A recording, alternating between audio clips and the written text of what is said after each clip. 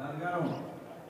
Cuando hay una recuperación de la estrategia terminó por el delante de la pista, una pequeña destaca la número 3, bellísima tercera de Peña 4, Ráfaga, control parado viene siendo la número 5, la esperada que viene siendo de Peña 6, Cripsia.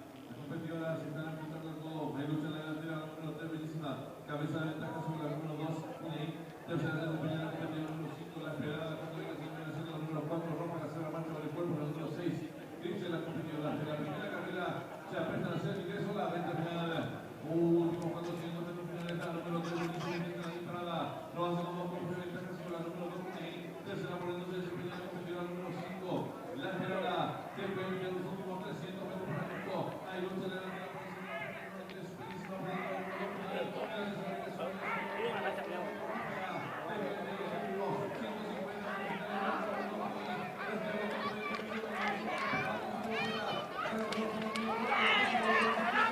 la Tatana.